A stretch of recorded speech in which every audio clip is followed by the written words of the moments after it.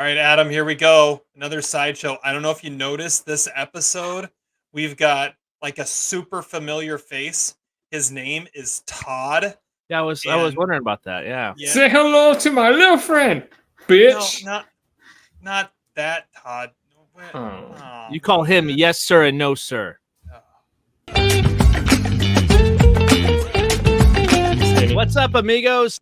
Welcome back to the Almost Sideshow. My name is Adam. I'm joined with Terry, and I'm also joined with Todd. And we're breaking down Breaking Bad. Breaking Bad. That's the weirdest way you could have said that. Well, sometimes you're just out of your element. So we sound great. We sound awesome. This is great listening material. We are breaking down season 5, episode 3, called Hazard Pay, which debuted on television July 29th, 2012. And I've heard it's one of Todd's favorite episodes. Maybe not that. Todd, you wanted to come on for this one. What's up? Well, it's the introduction of Todd, of course. And Todd. It makes it's Jesse Plemons, like one of my absolute favorite character actors, and he will become like a bigger part of the thing. He's not just a pest guy. Spoiler alert. Kind of. I mean, you have to think it's Jesse Plemons. He's not the kid in Like Mike anymore. The bully in Like Mike. I forgot about that. By this point, he was actually a significant person. Was he though? He was in The Master the same year, right? 2012. Oh, I guess so. Okay. I didn't know I was filming. He looked like me on there. I didn't know I was in this show. I was like, is that me? Like me, but sure. Not. But not, yeah. This is a very interesting episode. Starting up a new business again, the business venture of the three amigos, as it were. No one likes a fourth amigo, Saul, but this is gonna be a fun conversation to break down Hazard Pay. What do you guys quick takes on it? Well, I say let's just get into it, and then we'll give our takes. How about that? Yeah, who cares about the takes? Yeah, just go back. Let's just do it. Let's get into it. Just Season 5, episode 3 of Breaking Bad. It is entitled Hazard Pay. Okay, let's get the cook going again. But where? Saul is reluctant to invite Mike in to be the fourth amigo, but Walt is convincing. After touring some facilities, it is finally settled that they will partner with a pest control business and cook inside houses while they're being fumigated. Skinny and Badger are back, and they help buy some supplies as they put together their mobile lab, and the first cook goes without a hitch. This leaves Walt and Jesse some time to talk about their lives. How much is Jesse going to tell Andrea about his business? He needs to decide. Walt suggests honesty, which is going great for him. Skylar has a full-on nervous breakdown in front of Marie, leaving Marie asking questions and wanting answers. So Walt tells her about Skylar's affair with Beneke. Yeah! That's why she's having trouble. Right. Walt becomes even more of a saint. So, yeah, going great for Walt. So what's Jesse going to do? Well, Jesse opts to break up with Andrea instead of putting her through any of it. The first payday comes in, but there's a lot of expenditures. The mules, the pest guys, Saul, and Mike's legacy cost. Gus's guys in prison lost their hazard pay, and Mike is going to make them whole to keep them quiet. Walt doesn't like it, but finally relents. He leaves, starting to wonder if Mike is feeling a little too powerful.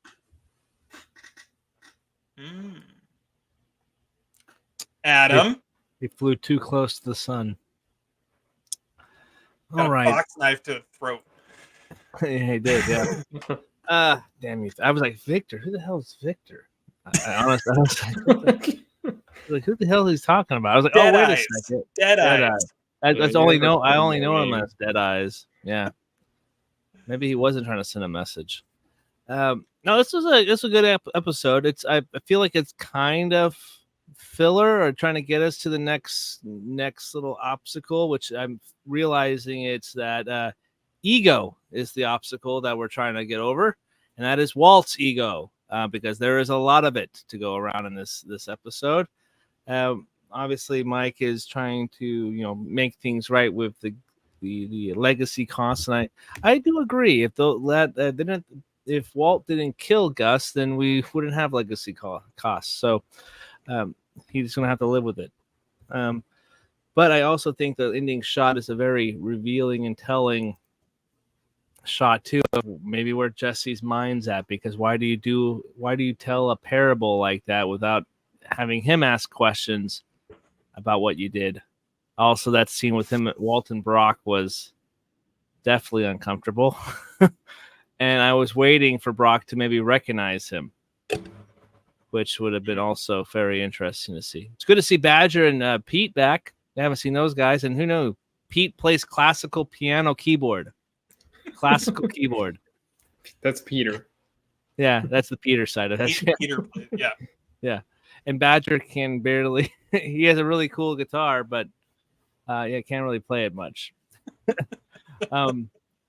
Yeah, it's good to see those guys back. We haven't seen them for what feels like about a season. Definitely been a long time. Yeah, when was the last time we saw them?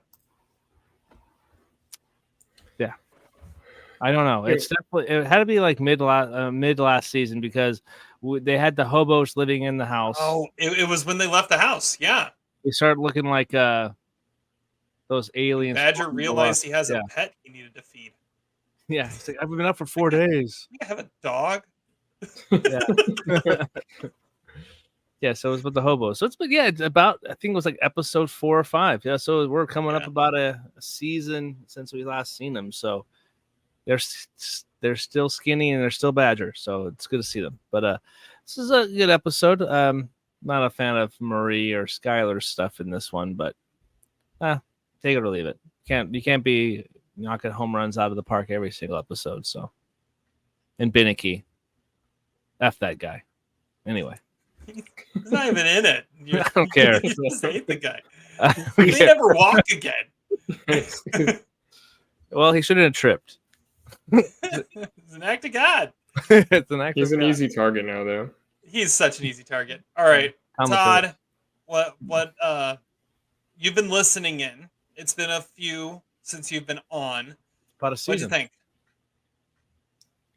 I mean, well, I do love this episode. I love the idea of them setting up their new cook space and having it be like a mobile one, so they're never actually going to they're never going to be in the same spot. They're never going to attract attention because they'll be in and out within like super fast. I love that. I love the tour that they go on of all the different places that Saul is doing work for these guys who are doing illegal stuff. I love that. It's a good episode. It is a little filler, but there is a lot of this like building toward something. You need to start the business somewhere in order to get to, in order to get to where it's fully operational and where you have true villains and true threats again in the big Breaking Bad universe. But yeah, it's been a bit since I've been on. I was thinking about being on last finale, didn't get to make that work, but yeah. I mean, I just love talking Breaking Bad, so I'll be on whenever. Good, we love to have. Yeah, you're almost not becoming a minor character of our podcast. You're almost like a regular thing. You just make your appearance. So yeah, you're like the Goming of our podcast. You just show up, you disappear for half the season. All of a sudden, you're back. And... yeah, pretty much. Yeah, this is a cool episode. Like you said, Todd, the touring around to the different facilities is pretty cool. Much fun. It's like, okay, we could do this with this one. And, Walt worked in a paper factory at one point. Like, box factory. Yeah. Yeah, box. He's like, this is a corrugator. And of course he would know that. Of course he would. And then the tortillas, Jesse absolutely has to take one off. I would. That's totally me in that moment. I would totally take a tortilla. Oh, yeah. And laser tag. Hell no. He's adamant. He's gonna. I would love to see how many people he's taken to that laser tag facility. He's like, nope, still trying to get a buyer. But once again, it's Walt coming up with the idea off of the idea, right? That's what he does, and it was the best idea. That whole sequence of getting the place and then the actual cook and putting it all together, that was just great. I don't know. I kind of thought the stuff with Skylar and Marie was really interesting. It's the first time we've seen Marie in a while. About a season. And Marie is like a full on Marie. And Skylar, just completely loses it. Like that, it might be one of my favorite scenes of the episode. And it's all the things that have been building up in Skylar finally just release.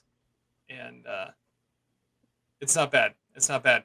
What do you guys think? What do we got for best scene from you guys? I've got another one written down, but let's go to Adam next.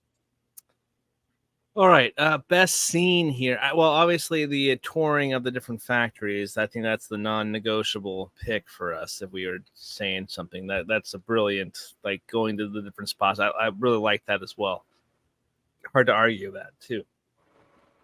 And the way it's shot, seems like every episode's like that. I will mention the opening, the cold open of the show when they go to. It's like I got my paralegal with me, and it's the oldest paralegal I've ever seen in my life. How was that believable? But that guy was pretty smart. Just put the headphones in and shut up. Just pay no mind.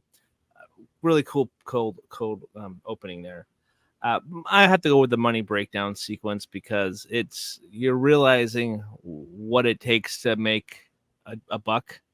You know, the joke is that my boss makes $1, I make 15 cents or whatever, or boss makes a dime, or whatever. But so that you're realizing like what it actually takes to run this business. So that big pile of money is not as big as you actually are thinking.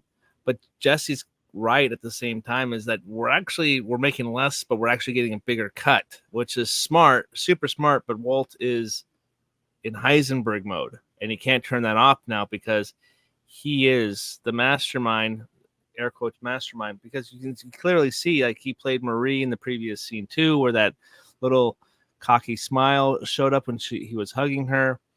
He's Heisenberg. He's not Walter White right now. Until he gets knocked down to earth, you'd be hard pressed to convince me otherwise that he is Bryan Cranston. It's only playing Heisenberg in this season so far. He's not Walter White. He can turn the Walter White off and on, but he's truly Heisenberg right now. So that ending sequence where he's feeling Mike out, and it was also set up previously too with Saul. He's like, he runs the business, but I basically run him type of thing. So that's another telling line where it's the Heisenberg line there. But the money breakdown sequence is great. I think the next play for Walt or Heisenberg is to take out Mike. I don't want to see that. Mike is a fantastic character that apparently wasn't ever supposed to be in the show to begin with. So it's cool to see like this character lasting so long and becoming one of a favorite of ours too. So Walter, know your role and shut your mouth. Listen to Mike. That's what I'll say. Walter. Just want to get back to my crosswords. Yeah. All right. Yeah, it's a great scene, and isn't there a scene in Office Space that's kind of like that where Walt's basically like, wait, the mules, like and they're getting paid 20%. That's way more than they're getting paid. But isn't that what the one guy does in Office Space when he's like, what do you do? Like, he's like, I take the contracts to the other people so that they don't have to. And because Jesse's like, oh, they drive the stuff to the dealers or whatever. It's like, what, 20% for that? Is that worth it? Yeah, they're all in town. Gus had that for free. I mean, yeah, but the three of them are getting like what, 8% or something per person, and the mules are getting 20%. It seems a little off. But I mean, hey, Mike handles the business side. That's what you do. My favorite scene is Mike's prep talk to the pest guys, because He's and even I think that's Walt and Jesse's favorite scene too, because they're sitting back there and they're just like, yeah, there's Mike doing his thing, you know. The little smile on Jesse's face when he says, "You called them yes, sir, and no, sir." You could tell he's done that a lot. Like he's like, because this is how they become your guys. Like, you know, you have to give him that talk. And I just love his stall, just being like, "There's one thing that's gonna change here." It's like, don't all speak at once. No stealing. No stealing. No stealing.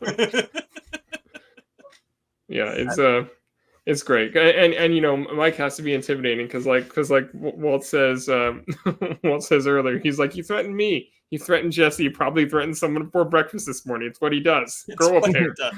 It's what you do." So it's what you do. Oh, it's what you do. Yeah. No, that's a great one too. Yeah. All right. I So like how go ahead. I like how the owner of the company is looking like a Despicable Me villain without the mask. Like if you look at it, he has like the big old mustache, like balding hair, like flowing locks of balding hair. Yeah, I'm like, yeah, you look like you could be like a luchador. Like, yeah, he's like, yeah, Ira. Ira. And then he's like, thumbs up. It's like, yeah, right on. Yeah, it's good stuff. Yeah, I've got a couple other scenes that I wanted to shout out. First, I mean, Skinny and Badger in a music shop. That's just like every time they pop up, it's as non-negotiable as the different stops, because it's whenever they pop up, you know it's going to be just gold. And yeah, you got Skinny, and it took me a second to remember. Like I see the hands playing, oh, that's right, it's Skinny's hands, and I remembered right before they panned up to him. And then, and then you got Badger on the double neck guitar. We sound good. It's just. What's your band? I can stencil it. What's your band's name? Vominos Pest. Vominos Pest. It's a good band name, actually. And then the last one I want to shout out is a scene where Walt and Brock end up on the couch together. Like there's so much in that scene that's good, because even before Andrea and Brock walk in, it's Walt and Jesse talking about the specs of the roadie kits, and it's like, this isn't gonna fit. So I was thinking we could do this, and then we could do this, and we could carry it in. And Walt goes, "Yeah, actually that works. Okay, good job, good thinking." And it's like, and when I was in Mexico. And then the whole thing about the tent too. Like when I was in Mexico, they had this like mobile tent. Like that was perfect. Like Jesse is like coming in clutch in that scene, and then Andrea walks in. They put it all aside, and then you have that super awkward moment between Walt and Brock. And I wonder if Brock actually knows. Like he never says anything. He's gotta. Well, remember, Brock and Andrea saw Walt when he came to the house that one time. It's true. So they have seen his face, and he was like shoved out of the way. So I mean, there is some memory of him to them at somewhere. I don't know what they remember at this point. My biggest question and takeaway from that, and it's on brand, is what game did he need to go play so bad on a cell phone? What popular game was in 2009? Is Candy Crush still a thing? Is that a thing in 2009? Farmville. Oh, Farmville. Well, he sat on the couch. He probably was about to bust out the Mario Kart. Yeah, but he had the phone. Like he was sitting there playing on the phone. True. You can say it's me. Get in. Yeah, Mario Kart. It feels early for Farmville, even 2009. Yeah, I know. All right. The Ken Wins Bogdan douchebag of the episode is who, Adam? I won't say Beneke here. Don't worry. Murray. Murray is the D-bag here. She's back. She's back to see. I feel so. The biggest issue I have recently is that there's been traumatic events that's happened, and the male characters have. God, I'm sounding like Zach here. The male characters have really kind of like matured with it, and the women characters have kind of gone back to how they were. Like Marie was really awesome, and Skylar's been really awesome. Everybody handles stress differently.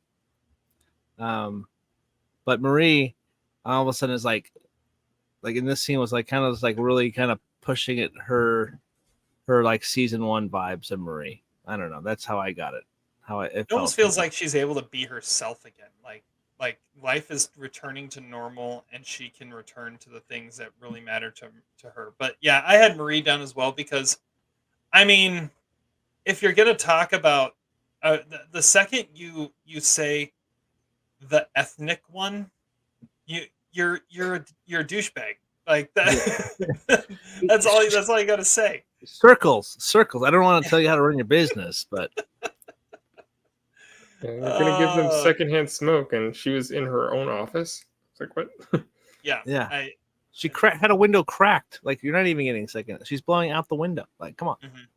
Yeah, I had Marie down too. But I mean, if you have to go with someone else, I mean, Todd, why don't you go? Well, I have Mike down because he does. He is just being Mike, but he is kind of an asshole with this whole like, I handle the business side and I'm gonna do unreasonable things and you can't ask questions about it. It's kind of a bad way to go, because he doesn't really explain himself at all when he's like, oh yeah, by the way, half of our money overall is going into this bag, like just for my guys, like, and but you can't ask questions. That's a douchey thing to do. You gotta break it down for your business partners, even if they're not handling the business side. I don't know. I mean, I think Mike's kind of a prick in this one. Interesting. That's a good point. Communication, people. Communication. Speaking of communication, I think Walter is also a douchebag in this one because he just decides it's the right time to move back in. Well, yeah, and to explain away why Skylar is so traumatized and that she's having a nervous breakdown, you put it all on her.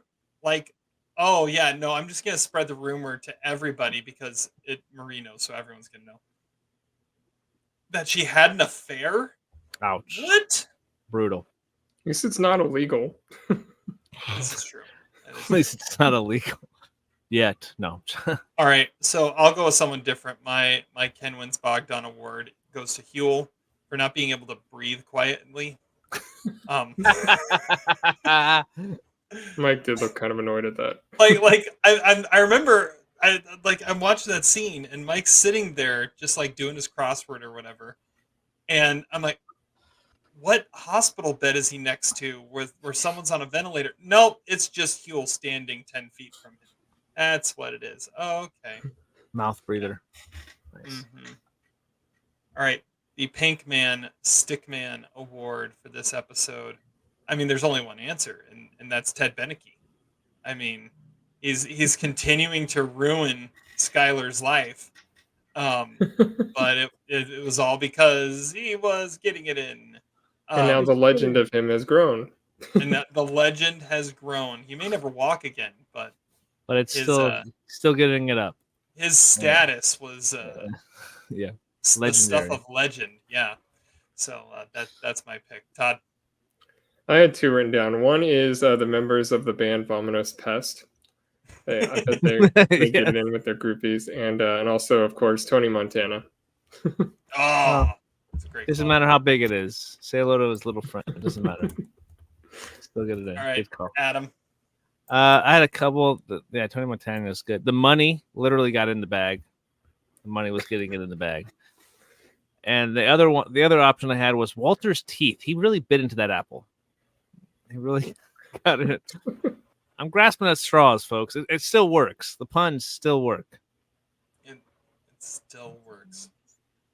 I'm surprised that we didn't see Jesse try to put the ventilation shaft over inside of his suit again. That would have been another good one. The best new face. Hey, that's Danny Trejo award. I mean, is this the most obvious one since Danny Trejo? Yeah, that lawyer looked really familiar. I know. Obviously, that's what we're talking about. Todd, talk about Jesse Plemons.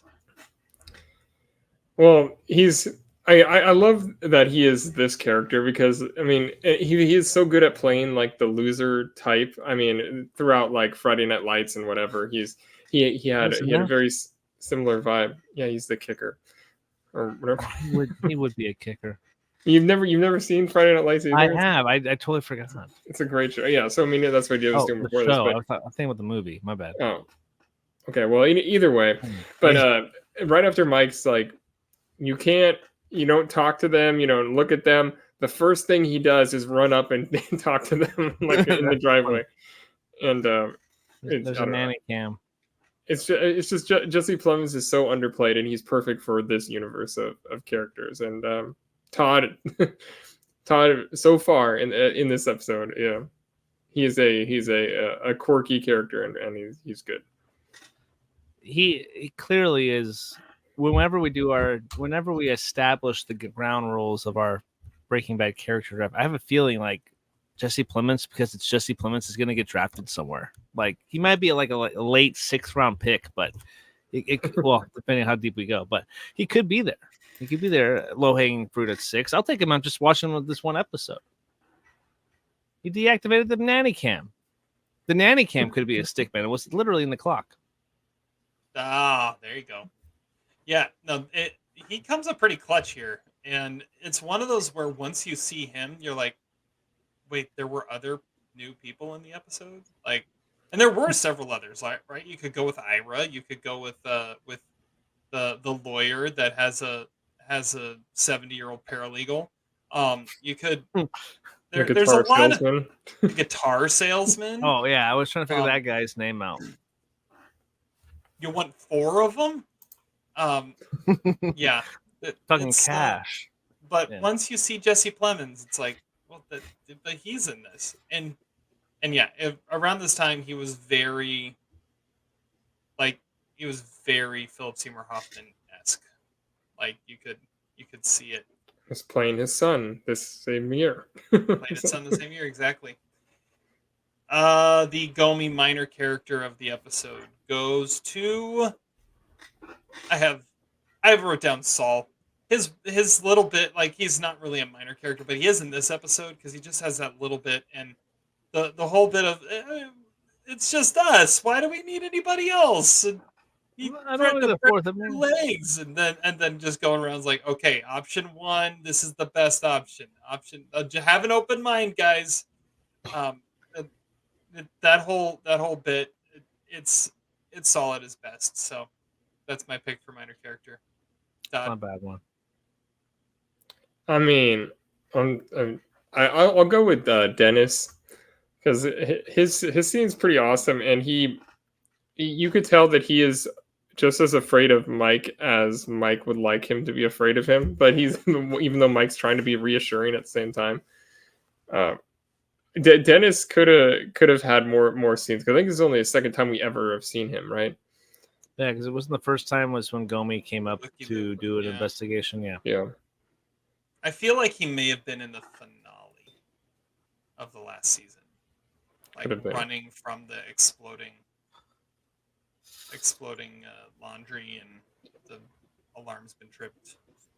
But I mean, Dennis is one of those guys that he's just really real about it too. He's like, look, I mean, he's like, I'm going to prison. I assure you, I'm not going to say anything, but I know I'm not getting any money because the guy's dead. You know, like I mean, Dennis is a very practical character, and I like this scene a lot. That's a good point. Adam.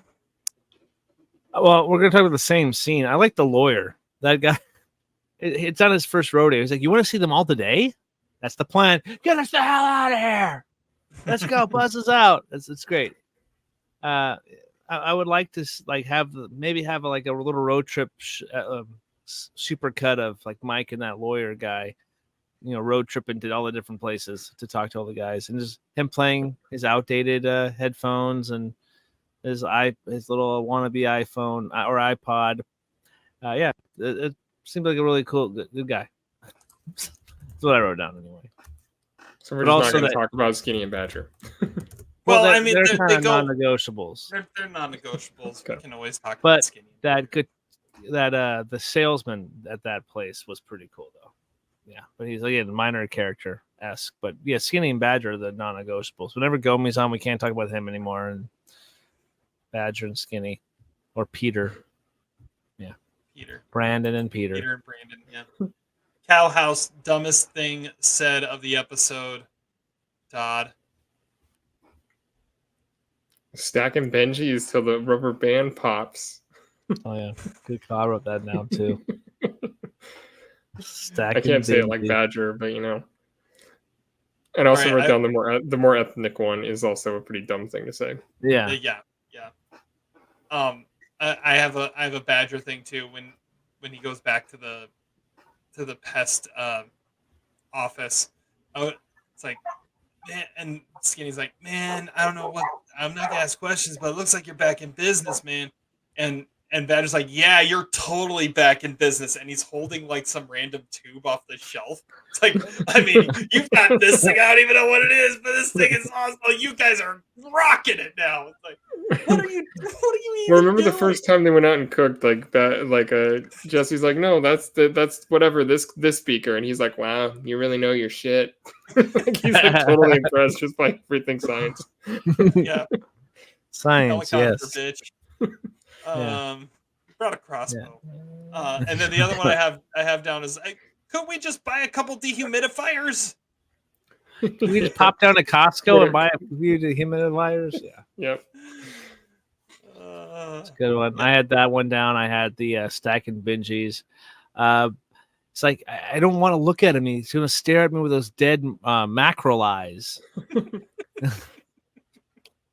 But the other one too is what Ira said. He's like, are you going to kill all of them? We'll kill them dead. Or we'll kill them all dead. We'll kill them dead. We'll kill them dead. It's like, when you kill them, they will be dead. Yes. So it also just sounds really weird to hear Walt say grow a pair. Oh yeah. This doesn't sound right. It's like that line was written for a different character. That whole sequence of just, he probably threatened someone before breakfast this morning. It's what he does. Now grow a pair. Oh, that's a good one too. All right, Adam, do you got any problems, any flaws, anything outdated you want to shout out other than the iPod? Well, now I have a question. Was that an iPod or was that a Zoom? I think it was a Zoom. It was black. iPods were black. No, they were black with a silver back. I guess so. But I don't remember the Zoom. I had one. I had the brown one. I liked the brown one. That was a cool one. But I don't know. That was a long time ago. Yeah, maybe it was a Zoom. That's cool. The recession, yay! That's can't sell the condo in this climate. No, that Sonic game is still terrible. That's all I had. I didn't have anything for this episode, really, other than recession. Then I got sad. I like you shouting out the recession because that whole bit is like, I'm gonna do the completely ridiculous, unreasonable thing and move back in, but let's be reasonable. I can't sell that in this economy. We'll sit on it. Don't worry. Yeah, we'll sit on it. Instead, I'm gonna go back to making multi-million dollars by cooking meth in this economy. It's good stuff. Todd, do you have anything? I wrote down that the house surveillance devices would be a lot more difficult to probably disable and spot nowadays. Like just like one nanny cam, like there's going to be like all kinds of like doorbell cameras and all and whatever else, like everywhere. And I also wrote down, you get to the point where you hear Walt just one too many times say some sort of misleading statement and then answers the question with a question. He's like, oh, this is perfect. And they're like, how are we going to cook in here? He said, who said anything about here? I feel like every other episode we get him doing that exact same thing. And this one just like seemed a little off because like I knew it was coming, and even though I didn't necessarily remember the scene, I remembered I was like I knew what he's going to say exactly right now, just because he does that all the time. Okay, what do you mean? Yeah. It's a good point. It is a good point. Midlife crisis moment. Todd, we'll start with you. when you're moving, the most important thing first off is like you're gonna put your entertainment on your shelves, and then you're going to make sure you have room for your underwear. It's like that's the first thing that he does. He takes his books out and then he makes room in the thing for his underwear. Walt It's like I Whitman. can relate to that. That's pretty good. And also free tortillas. I mean that's not really a midlife thing. It's just like good. That's just a good rule of thumb. Just like free tortillas. Hell yeah. Oh yeah. I mean, they should have just set up there. I mean, they may have all tasted like chemicals, but it still would have been free And warm. and warm. Like he burned his hand doing that. What do you got, Adam? Having dead mackerel eyes. No. Finding entertainment in Three Stooges. Either you're high or midlife crisis because you remember the reruns. That's the only thing I could think of. But they weren't high. Well, they take their lunchbox to work, and the box is full of beer. It's like beer. That's just We've come a long way since Funyuns in the desert. It's a good call too. Yeah. All right, my midlife crisis moment is getting so like fed up that you just need to tell someone to shut up. Shut up. Shut up. Like I felt like this was like stealing from Punch Drunk Love. Right? Shut up. Shut up. Shut up. It's also like the golfing scene in Sideways. Shut up, Todd. Like shut up. What does it matter with you? Please just shut up. That's another great one to go off of. But yeah, That's just best that. scenes with the word "shut up" in it. I just need to tell you someone to shut up. That's I like that. That's good. It's good. LVP, Adam. LVP.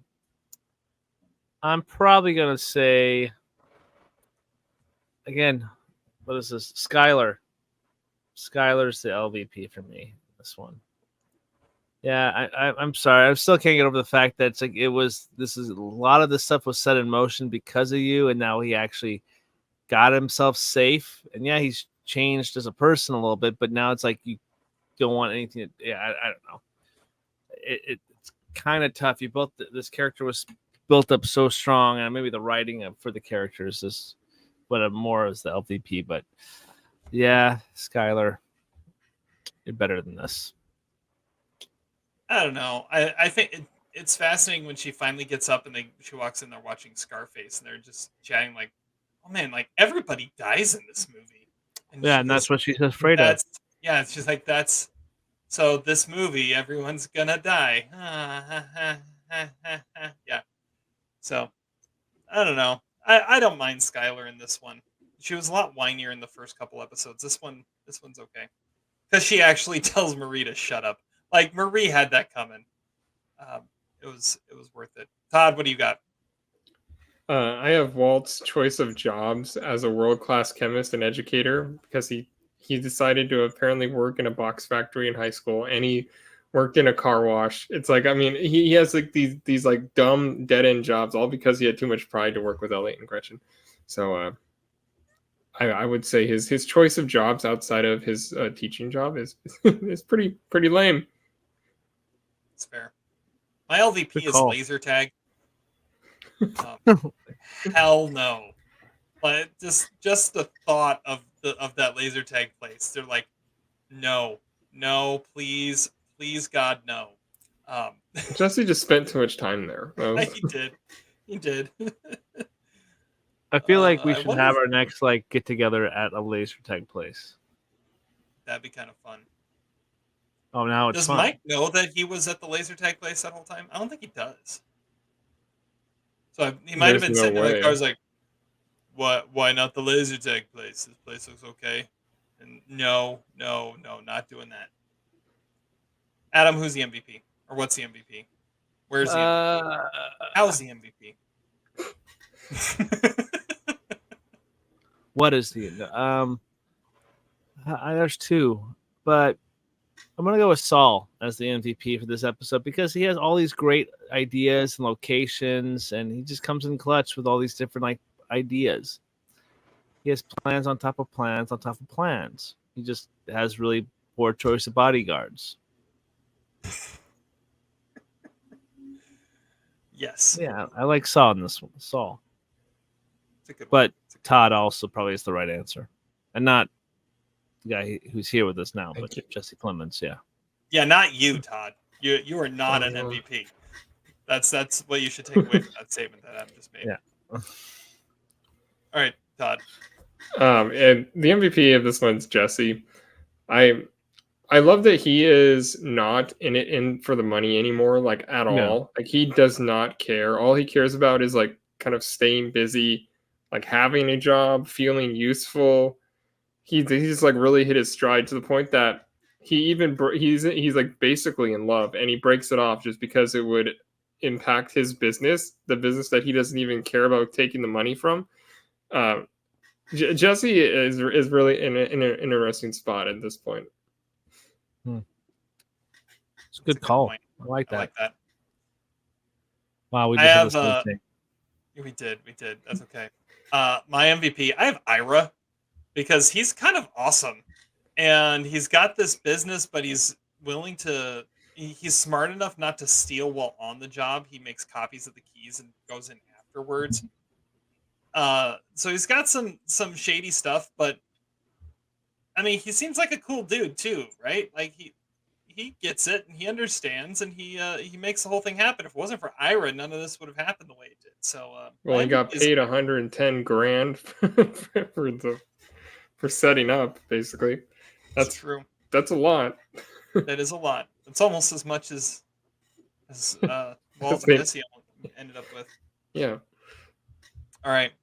Well, we're gonna go to Adam for what he thinks is gonna happen next in a second, but let's review the Walter White body count, which is at 1 Amelia, 1 Crazy 8, 1 Ken Wynn's car, 1 Custodian's career, 1 Tuco hideout, 1 lock, 1 uneaten burrito, 1 paper towel holder, rot, 1 back door to Jesse's house, 1 love of Jesse's life, a few burned $100 bills, 1 pepperoni pizza, 1 career in education, 1 meth making RV, 1 beginning of a galeful friendship, 1 fly, 2 kid killing drug dealers, 1 Gail Bedecker, 1 fateful bottle of wine, 3 laundry worker jobs, 1 Walter Jr. dream car, 1 Pinkman living room, 1 secret underground meth lab, 1 Gale special coffee maker, 2 nameless henchmen, 1 Tyrus, 1 Hector Salamanca, 1 Gustavo Fring, 1 room full of evidence using magnets, bitch, a bunch of insects, and 1 sanity of Skylar White. Okay, good. I'm glad we added the insects and magnets. Bitch needs to be a soundbite. I can't wait till Zach hears that for the first time. He's like, what the hell is going on? He's gonna love it. We know he doesn't listen, but yeah, he's gonna love the Walter White body count. Oh, and the Jesse ass kick count remains at 9.5, which means he gets his ass kicked once every 5.2 episodes now. How many actual bodies has Walter White? Let's see here. Directly? 3. Yeah. 5, 6, 1, 6. 2. The 2 drug dealers, the 2 henchmen. Yeah, Emilio, Crazy 8, Hector, 2 drug dealers. That's like 7. Could you say Hector, Tyrus, and Gus? Yeah, it was his bomb. Hector, Tyrus, Gus, the 2 nameless henchmen. 7. Yeah. 9, I think, is what we're at. Because the 5, there were 5 in the fallout of the season 4 finale. And then you have Emilio, Crazy 8, and the kid killing drug dealers. It's a pretty good number. I think it's at 9. Oh yeah, because the 2. Yeah, you're right. Right. And the fly. Well, no, he didn't kill the fly. Jesse killed the fly, but he was responsible for the fly. He made the apparatus that was used to kill the fly. The anti-stick man.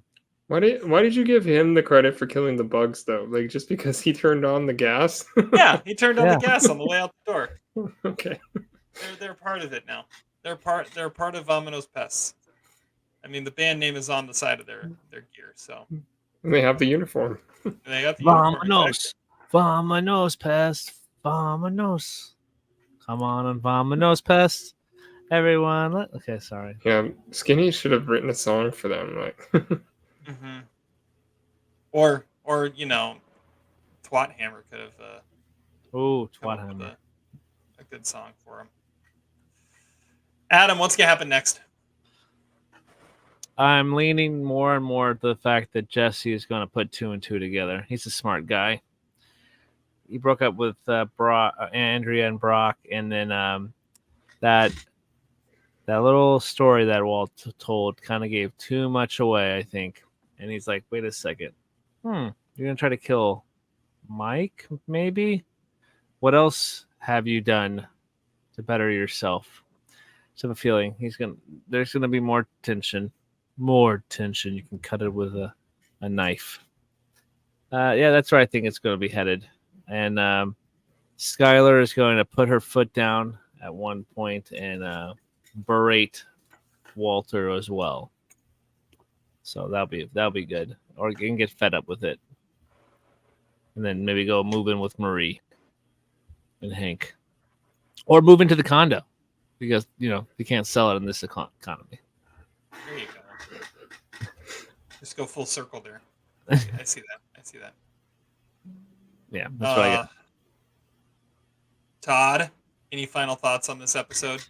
I'm not gonna ask you what happens next. You know what happens next. Well, I mean, I have not seen these episodes much. I think I've seen all these episodes. The first half of the season, I think I've seen them all one time before going back through them. So I'm not as familiar with these ones, but they are great, obviously. And then the last 8 are the 8 greatest episodes of TV ever. So I'm excited for Adam to go on this journey because it is an absolute killer journey.